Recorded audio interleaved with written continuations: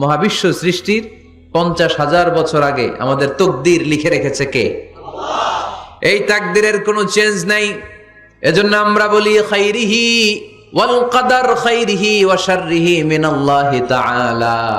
এই তাকদিরের ভালো হোক চাই মন্দ হোক সব লিখে রেখেছে কে? এটার কোনো চেঞ্জ নাই, এটার কোনো সাধারণত রদবদল নাই, এটার কোনো পরিবর্তন নাই। আত-তাকদীরু লা ইয়ারুদ্দু ইল্লা বিদ-দুআ। আল্লাহর হাবিব বললেন মানুষের তাকদীরের কোনো পরিবর্তন হয় না, চেঞ্জ হয় না। তবে তাকদীরের কিছু অংশ যদি কখনো চেঞ্জ হয়ে যায়, দোয়ার বদৌলতে আল্লাহ এটাকে চেঞ্জ করে দেয়। কি পাওয়ার দেখছেন? তকদীরও চেঞ্জ করে ফেলে দোয়া, তাকদীর চেঞ্জ হয়ে যায়। আমরা প্রায় শুনি মুমূর্ষু রোগী, ক্যান্সারে আক্রান্ত, বাংলাদেশের সবচেয়ে বড় ডাক্তার ঘোষণা দিয়েছে বাঁচবে না, বেশি বাঁচলে 3 মাস। কয় মাস? এরপরেও দেখা গেছে উনি 10 বছর বেঁচে ছিল। এরকম নজির এদেশে আছে না নাই? কিভাবে বাঁচলো? দোয়ার বদৌলতে। কিসের বদৌলতে? তো এটা যে অনেক গুরুত্বপূর্ণ, এটা কি আপনারা ফিল করেন, টের পান আপনারা?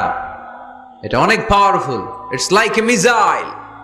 যুদ্ধে যেমনি সেনাবাহিনীরা মিসাইল হামলা করে, মিসাইল হামলা করলে যেমনি মিসাইল লক্ষ্যবস্তুতে যে ভেদ করে, দোয়ার মতো দোয়া করতে জানলে দোয়াটাও লক্ষ্যবস্তু যে স্পর্শ করে। সুবহানাল্লাহ পড়বেন না? আদ-দুআউ সিলাহুল মুমিন। দোয়া হচ্ছে মুমিনের অস্ত্র। রাতের তাহাজ্জুদের জায়নামাজে চোখের পানি ছাড়ার যে দোয়া, এটা আমাদের সবচেয়ে বড় অস্ত্র। চিল্লায় বলতে হবে ঠিক কি না? এর চেয়ে দামি অস্ত্র আমাদের নাই। এটাই মুমিনের সবচাইতে বড় হাতিয়ার। দুনিয়ার সব কিছুর খেলা যেইখানে শেষ, সব কিছুর কারিশমা যেইখানে শেষ, ওইখান থেকে দোয়ার কারিশমা শুরু হয়ে যায়। এজন্য আল্লাহ বলেন ক্বালা রাব্বুকুম উদউনি আস্তাজিব লাকুম।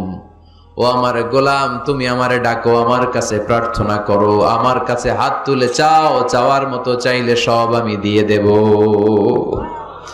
আবার আল্লাহ বললেন ওয়া ইযা সাআলাকা ইবাদি আন্নী ফাইন্নী করিব উজিবু দাওয়াতাদ দাঈ ইযা দাআন ফালিয়াস্তাজিবু লি ওয়ালিউমিনু বি লাআল্লাহুম ইয়ারশুদুন। ও নবী, আমার বান্দারা যখন বলে আমি কোথায়, আপনি বলে দেন আমি একেবারে কাছে। আল্লাহ কি কাছে না দূরে? সবাই বলেন কাছে না দূরে?